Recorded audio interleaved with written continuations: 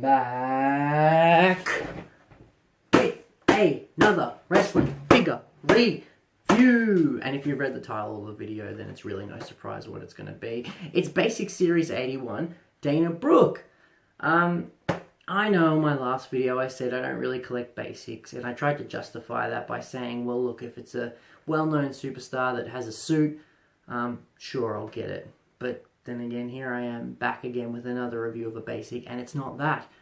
Well, my way of justifying it this time is I only have one other woman wrestling figure, and that being Charlotte Flair. So I got to get another, and the main reason I got this is because I went to a store that I didn't even know sold WWE figures here in Australia. And I was skimming through the few that are on the shelf, all basic of course, and I just thought, okay, that's neat. Oh, wait a minute, Dana Brooke. Let me just, oh, that's a cool figure. Put it back. Wait a minute. No, it's got something with it. A chase accessory. That's right.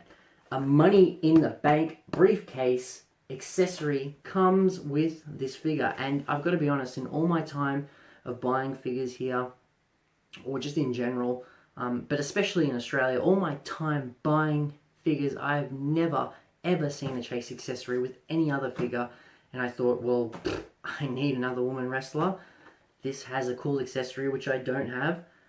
Why not get it? So it was win-win all around, and now here I am reviewing said figure. But without further ado, let's get stuck into it. And here we have the figure, as you would have just seen, a little bit up close this time. You see, of course, Dana Brooke on the front of the packaging there. That is the figure. This is the awesome Money in the Bank briefcase accessory, and I do believe this attire is actually from when she made her main roster debut. Well, not long after that, actually. She became the protege of Charlotte. If I'm able to put up a photo where she's wearing the attire, I will do so. Let's get a look at the back of the packaging before we get this figure out of the case. We have, of course, the Man Beast Rhino, who's also in the series, Sami Zayn, Kofi Kingston, and Seth Rollins. Now, for what I could see on store shelves, it was a lot of Seth Rollins, one Kofi Kingston, and one Sami Zayn. And of course, the one Dana Brooke, which was just right at the back of all the other figures. But I'm so glad I picked this figure up. Well, anyway, let's get her open and take a look at the figure. Ain't nothing to it but to do it. Oh, okay, that case is actually kind of strapped in there. Let's see if we can try and get that out. There we go. Well, before we take a look at the figure itself, let's get a look at the Money in the Bank briefcase accessory. And hopefully it should open up. It looks like it does.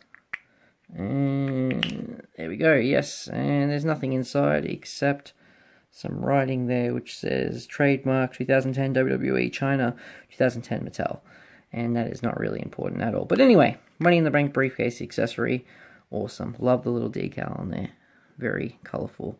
Anyway, let's put that aside and take a look at the actual figure itself. Here is Dana Brooke, and we'll just get the camera adjusted here.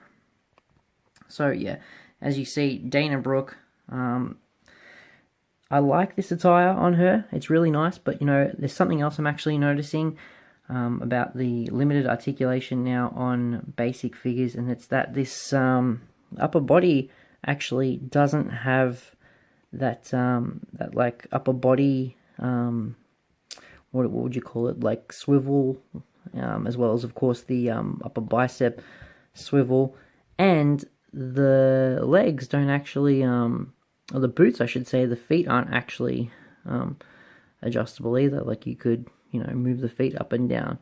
Well, anyway, that's the figure there. I'll compare it with my Charlotte figure too, so I can give you guys an understanding of what I'm talking about. Before we do, let's get a look at the back of the figure there. It's really nice how all of the, like the lace, I guess you want to call that lace, is actually sculpted on. Except for the side here, this is painted. And it's sculpted on the front here too, so that's kind of cool. I really like the likeness, looks totally like Dana Brooke. I know they put out another figure of hers in the basic line, and it wasn't too popular. But this one I can definitely say it's a really good figure. And 1 to 10, we're going to give this a 8. Yep, that's right. Dana Brooke gets an 8. Dead ass, though. So anyway, let's get a look at Charlotte in comparison. Here we go. Here's Charlotte. Now, as I was talking about, see that little upper body joint there? Yeah, that is not featured on Dana Brooke whatsoever. And of course, what I was talking about with the feet. See the feet here? You're able to adjust them.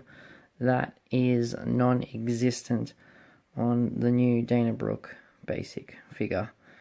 And of course, as you already know, the upper bicep joint, swivel, whatever you want to call it, is not present. Now, I know a lot of people say that this is like a cost-cutting measure for Mattel, and if it, you know, helps out the elite figures and they're able to make more money by doing so, then I'm all for it. But oh, I got knocked over. But really, it's not too bad. Like it's not really a huge deal breaker. I mean, you still have all the, you know, the necessary stuff. You know, it's enough for Charlotte. You've got, you know, of course, the movement there in the elbow, wrist swivel. You know, the knees are movable. One thing I still like that's apparent on these figures is, you know, the ladies, they have the full movement of the legs. That is not present on the men. It's just mainly like a back and forward. But anyway, yeah, that's the figure there. Dana Brooke, I rated an 8. Good figure, very good likeness, and even better that it came with this Money in the Bank briefcase accessory. There we go. That's the review, guys. Thank you very much for watching, and I'll see you next time. Bye-bye.